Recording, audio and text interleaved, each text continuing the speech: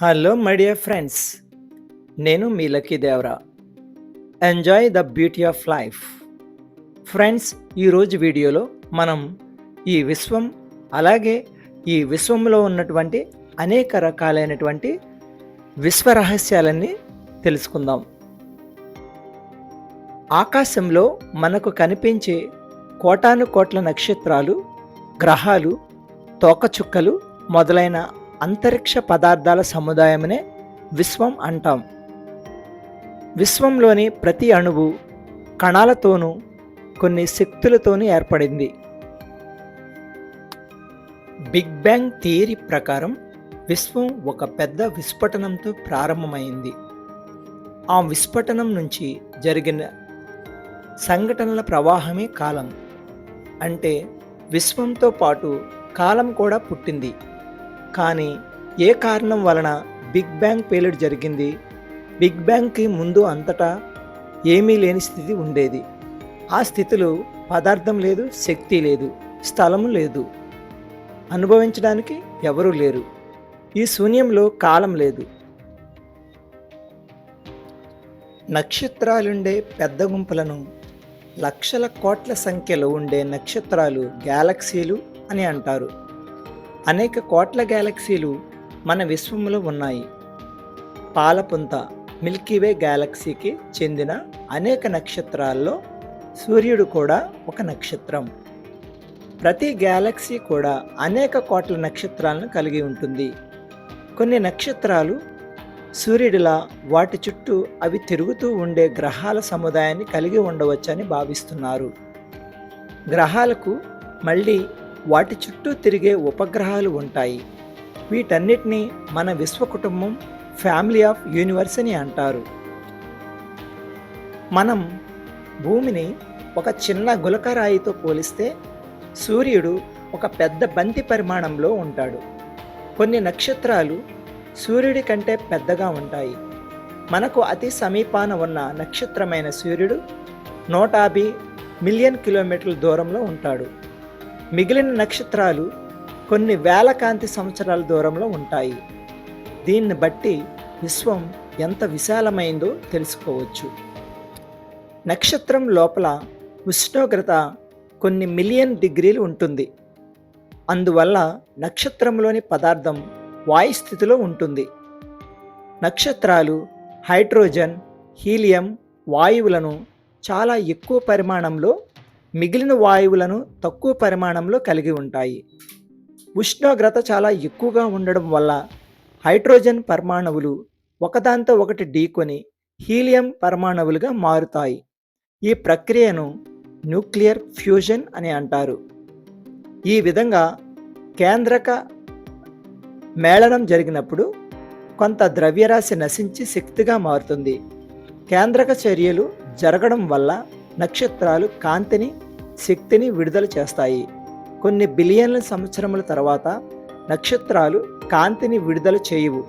అప్పుడు వాటిని చనిపోతున్న నక్షత్రాలు అంటారు. మళ్ళీ కొన్ని నక్షత్రాలు పుడుతూ ఉంటాయి.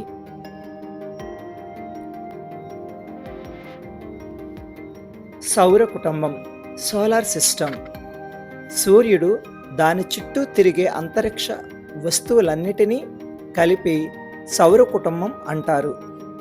దీనిలో గ్రహాలు, తోకచుక్కలు, అస్ట్రాయిడ్లు, ఉల్కలు లాంటి అనేక అంతరిక్ష వస్తువులు ఉంటాయి. సూర్యుడికి అంతరిక్ష వస్తువులకు మధ్య ఉండే గురుత్వాకర్షణ బలం వల్ల అవి సూర్యుడి చుట్టూ పరిభ్రమిస్తున్నాయి. భూమి కూడా సూర్యుడి చుట్టూ తిరుగుతుంది. ఇది కూడా సౌర కుటుంబంలోనిదే. భూమి ఒక గ్రహం. భూమి కాకుండా మరో 7 గ్రహాలు సూర్యుడి చుట్టూ తిరుగుతాయి. సూర్యుడి నుంచి ఉండే దూరాన్ని బట్టి ఆ గ్రహాలు వరుసగా బుధుడు, శుక్రుడు, భూమి, అంగారకుడు, బృహస్పతి, శని, యురేనస్, నెప్ట్యూన్. ముందుగా సూర్యుడు. మనకు అతి దగ్గరలో ఉన్న నక్షత్రం సూర్యుడు. ఇది అత్యంత ఉష్ణం, కాంతిని నిరంతరంగా వెదజిల్లుతుంది. భూమిపైన ఉన్న వివిధ శక్తి రూపాలకు సూర్యుడే ప్రధాన వనరు. భూమికే కాకుండా మన సౌర కుటుంబంలోని మిగిలిన అన్ని గ్రహాలకు కాంతిని, ఉష్ణాన్ని ఇచ్చే ప్రధాన వనరు సూర్యుడే. గ్రహాలు నిర్మలంగా ఉండే ఆకాశాన్ని రాత్రి సమయంలో పరిశీలిస్తే నక్షత్రాల కంటే ఎక్కువగా ప్రకాశవంతంగా, స్థిరంగా ప్రకాశించే వస్తువులను చూడవచ్చు. వాటినే గ్రహాలు అంటారు. గ్రహాలు కూడా నక్షత్రాల్లా కనిపిస్తాయి, కానీ వాటికి స్వయంగా ప్రకాశించే శక్తి లేదు. అవి తమపై పడిన సూర్యకాంతిని పరావర్తనం చెందించి వెలుగుతున్నట్లు కనిపిస్తాయి. ప్రతి గ్రహానికి 2 రకాల చలనాలు ఉంటాయి: రెవల్యూషన్, రొటేషన్. బుధుడు, మెర్క్యూరీ. బుధుడు సూర్యునికి అతి సమీపంగా ఉండే గ్రహం. సౌర కుటుంబంలో ఇది అతి చిన్న గ్రహం. సూర్యుడికి అతి దగ్గరగా ఉండడం వల్ల అది సూర్యుడి ప్రకాశంలో కలిసిపోవడంతో దాన్ని మనం చూడలేకపోతున్నాం. అయినా సూర్యోదయానికి కొద్ది సమయం ముందు లేదా సూర్యాస్తమయం వెంటనే దిక్మండలానికి దగ్గరలో దీన్ని మనం చూడవచ్చు. బుధ గ్రహానికి ఉపగ్రహాలు ఉండవు. శుక్రుడు, వీనస్. గ్రహాలన్నిటిలో భూమికి దగ్గరగా ఉండే గ్రహం శుక్రుడు. ఇది ఆకాశంలో కనిపించే గ్రహాలన్నిటిలో ప్రకాశవంతమైంది. ఇది ఆకాశంలో కొన్నిసార్లు తూర్పు వైపు సూర్యోదయం కంటే ముందుగా, మరికొన్నిసార్లు పడమర వైపు సూర్యాస్తమయం తర్వాత కనిపిస్తుంది. ఇది నక్షత్రం కాకపోయినప్పటికీ దీన్ని వేగు చుక్క, మార్నింగ్ స్టార్, సాయంకాలం చుక్క, ఈవినింగ్ స్టార్ అని పిలుస్తారు. భూమి, ది ఎర్త్. సౌర కుటుంబంలోని గ్రహాలన్నిటిలో జీవాన్ని కలిగి ఉన్న గ్రహం భూమి మాత్రమే. భూమిపై జీవం పుట్టడానికి ఇక్కడ ప్రత్యేక వాతావరణ పరిస్థితులే కారణం. భూమి సూర్యునికి తగిన దూరంలో ఉండడం, భూమిపై సరైన ఉష్ణోగ్రత ఉండడం, నీరు, వాతావరణం ఉండడం, వీటిని ఆవరించి ఓజోన్ పొర ఉండడం లాంటివి భూమిపై జీవాన్ని ఉండేలా చేశాయి. భూమిపై ఉన్న నేల, నీటి వల్ల కాంతి వక్రీభవనం చెందడంతో భూమిని అంతరిక్షం నుంచి చూసినప్పుడు నీలి ఆకుపచ్చ రంగులో కనిపిస్తుంది. భూమికి ఉండే ఒకే ఒక ఉపగ్రహం చంద్రుడు. మార్స్, అంగారకుడు. సౌర కుటుంబంలో భూకక్షకు వెలుపల వైపు ఉన్న గ్రహాల్లో మొదటిది అంగారకుడు. ఇది కొద్దిగా ఎరుపు రంగులో ఉండడం వల్ల దీన్ని అరుణగ్రహం అని కూడా అంటారు. అంగారకుడికి 2 సహజ ఉపగ్రహాలు ఉన్నాయి: జూపిటర్, బృహస్పతి. సౌర కుటుంబంలో అతిపెద్ద గ్రహం బృహస్పతి. భూమి పరిమాణంతో పోలిస్తే ఇది 1300 రెట్లు పెద్దది. కానీ దీని ద్రవ్యరాశి మాత్రం భూ ద్రవ్యరాశి 318 రెట్లు మాత్రమే. ఇది తన చుట్టూ తాను అతివేగంగా తిరుగుతుంది. దీనికి అనేక ఉపగ్రహాలు ఉన్నాయి. దీని చుట్టూ ప్రకాశవంతమైన వలయాలు ఉన్నాయి. శని, సాటర్న్. బృహస్పతి తర్వాత గ్రహం శని. ఇది పసుపు రంగులో కనిపిస్తుంది. దీని చుట్టూ ఉన్న వలయాలను మనం నేరుగా చూడలేకపోయినా మామూలు టెలిస్కోప్తో సులభంగా పరిశీలించవచ్చు. శుక్రుడికి కూడా ఉపగ్రహాలు లేవు. Uranus, Neptune. ఇవి సౌర కుటుంబంలో సుదూరంగా ఉండే గ్రహాలు. అతిపెద్ద టెలిస్కోప్ సహాయంతో మాత్రమే వీటిని చూడవచ్చు. శుక్రగ్రహం లాగా యురేనస్ కూడా తూర్పు నుంచి పడమరకు తిరుగుతుంది.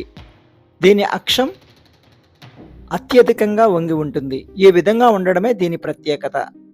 అక్షం వంపు కారణంగా అది తన చుట్టూ తాను తిరగడం అనేది దొరుకుతున్నట్లుగా కనిపిస్తుంది. భూమి చుట్టూ అనేక కృత్రిమ ఉపగ్రహాలు ఉన్నాయి. ఇవి భూమి చుట్టూ తిరుగుతూ ఉంటాయి. ఇవి మానవ నిర్మిత ఉపగ్రహాలు. వీటిని భూమి నుంచే ప్రయోగించారు. ఇవి భూమి చుట్టూ చంద్రుడి కంటే అతి దగ్గరగా పరిభ్రమిస్తుంటాయి. భారతదేశంలో మొదటిసారిగా ప్రయోగించిన ఉపగ్రహం ఆర్యభట్ట. Black hole, కృష్ణబీలం. కేంద్రక సంలీన చర్య పూర్తిగా అంతరించిన తర్వాత పదార్థం అంతా కేంద్రం దిశగా ఆకర్షితమై ఏర్పడిన ఖగోళ వస్తువులను కృష్ణబిలాలు లేదా బ్లాక్ హోల్స్ అని అంటారు. సూర్యుడి కన్నా 1.4 రెట్లు ఎక్కువ ద్రవ్యరాశి ఉన్న నక్షత్రాలే బ్లాక్ హోల్గా మారుతాయి. ఇవి అత్యధిక సాంద్రత, గురుత్వాకర్షణ శక్తి కలిగి తన మార్గం నుంచి వెళ్ళే ప్రతి వస్తువును విలీనం చేసుకుంటాయి. 1916లో ఆల్బర్ట్ ఐన్స్టీన్ మొదటిసారిగా తన సాపేక్ష సిద్ధాంతంలో బ్లాక్ హోల్స్ ఉనికిని ఊహించాడు. 1967లో American astronomer John Wheeler black hole అనే పదాన్ని మొదటిసారిగా ఉపయోగించాడు. 1971లో బ్లాక్ హోల్స్ను మొదటిసారిగా గుర్తించారు. 1974లో మొదటగా బ్లాక్ హోల్ గురించి వివరించి వాటిపై ప్రయోగాలు నిర్వహించిన శాస్త్రవేత్త స్టీఫెన్ హాకిన్స్. అంతర్జాతీయ అంతరిక్ష కేంద్రం లో ఎర్త్ ఆర్బిట్ లో పరిభ్రమిస్తున్న మానవ నివాసయోగ్యమైన మానవ నిర్మిత ఉపగ్రహం ఈ ఇంటర్నేషనల్ స్పేస్ స్టేషన్. దీనిని అనేక దేశాలు కలిసి నిర్మించాయి. అమెరికా, రష్యా, ఐరోపా, జపాన్ ఇలా కొన్ని దేశాల సంస్థలు కలిసి ఈ ఇంటర్నేషనల్ స్పేస్ స్టేషన్ నిర్మించారు.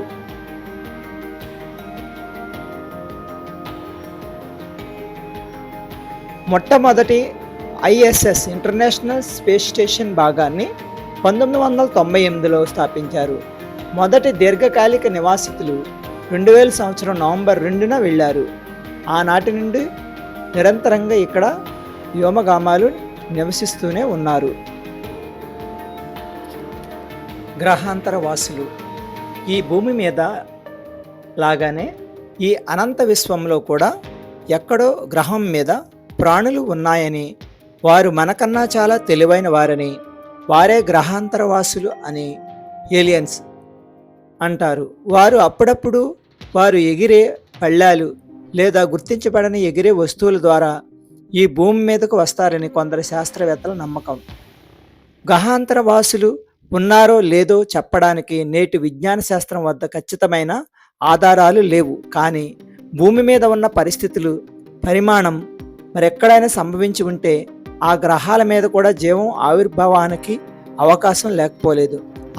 ఫ్రెండ్స్, విన్నారు కదండి, ఈ విశ్వంలో అనేక రహస్యాలు దాగి ఉన్నాయి.